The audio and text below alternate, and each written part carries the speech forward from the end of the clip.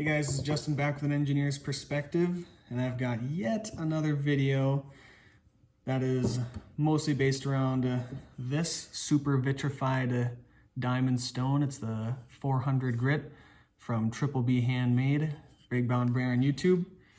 I'm getting a lot of questions about this stone in terms of how it compares to the other options that are out there in terms of diamond abrasives. So I've done that in terms of finish and speed and feedback a little bit, but mostly in terms of the finish is what I want to talk about here today. So the knife that I sharpened on each of these abrasives is this Tojiro DP 170 millimeter Santoku.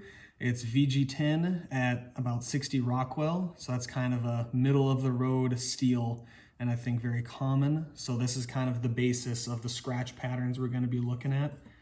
The stones I did is I've got this little 2x6 DMT Coarse. It is very broken in, so honestly a brand new fresh stone is going to be much more aggressive than this.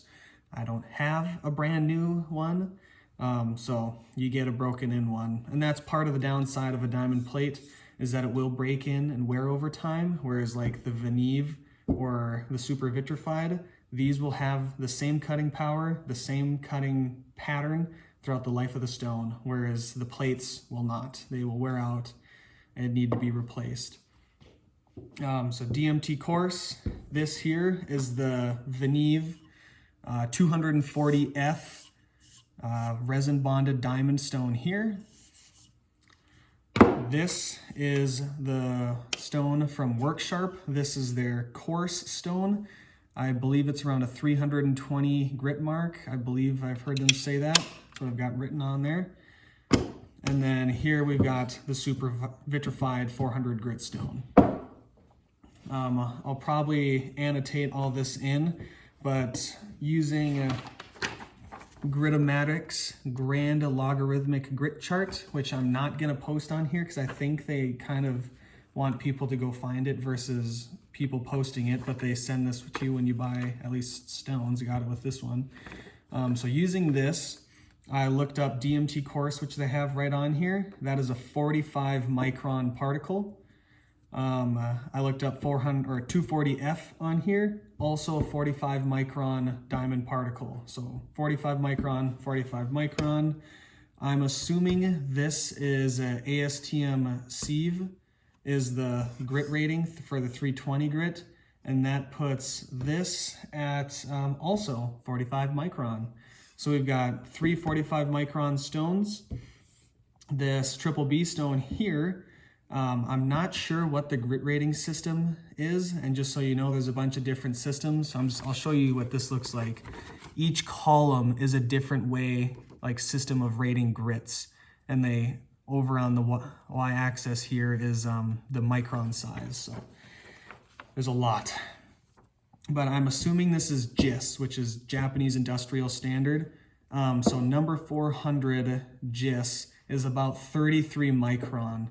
I don't know if that's correct or not, so I would say that it's probably 33 micron, could be up to 45 micron like the rest of these. But that's going to be interesting coming down the road. So that kind of gives you the size, 45s, 33. So what I did is, starting with the DMT, I sharpened one side on it, flipped it over, used this microscope here. This is just a cheap Carson 60 times to 120 times microscope. Set it on the edge, snapped a picture with my phone. Then I did the same with the 240F, took a picture, same here, didn't deburr them, so you're gonna see burrs. They're not the best pictures in the world, but some of them are particularly nice and I think really communicate what people are looking for. So let's start out with the DMT Coarse. So I'm gonna have that pop up here. So if you look at the DMT Coarse, the first thing I notice is the scratches are very sporadic. It's not very even. Some deeper ones, some lighter ones. It doesn't cover the full face of the blade. It's not like covered in scratches, just kind of here and there.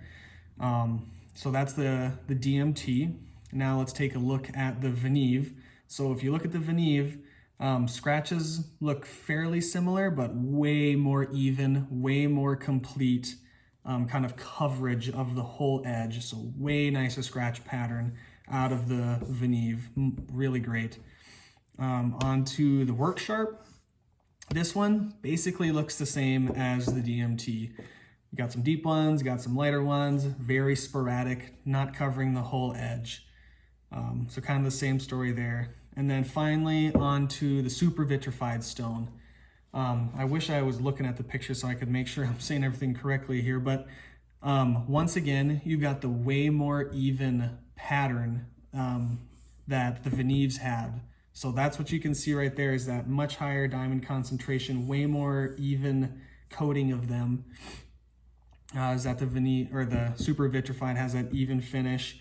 They look pretty similar to the Venev, honestly, which is why I'm not 100% sure if it's a 400 GIS, because they look pretty similar to the 45 micron of the Venev. So I think they're pretty close between the two. So that's kind of all the finishes. I'll put up now where you can see all 4 of them compared. So I'll let you take a look at that for a second.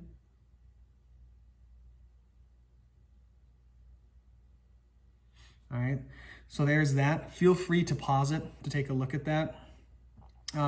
So in terms of the finishes, the Venev and the super vitrified absolutely stand out 100%.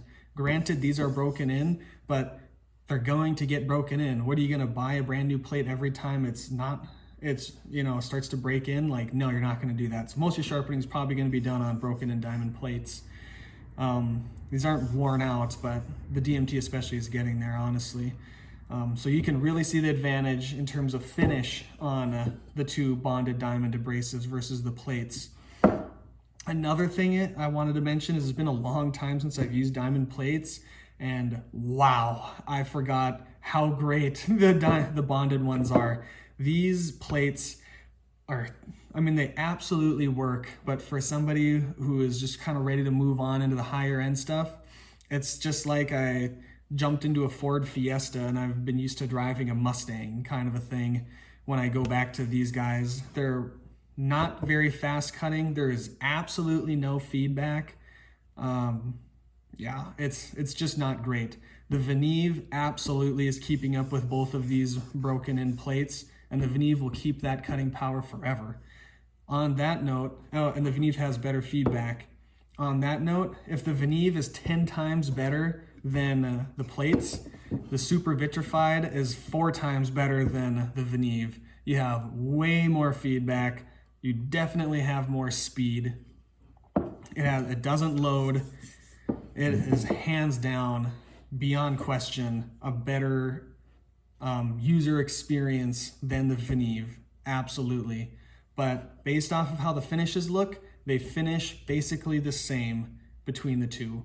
So you don't really get a gain there. What you're gaining with the super vitrified stone is huge gain over the plates. Let's just put those off to the side. Way more even finish, way faster cutting. It'll keep that cutting speed over the whole life of the stone. So absolutely wipes the floor with these. What do you get over the Venev is you get speed and lower maintenance. You get the low maintenance of the diamond plate.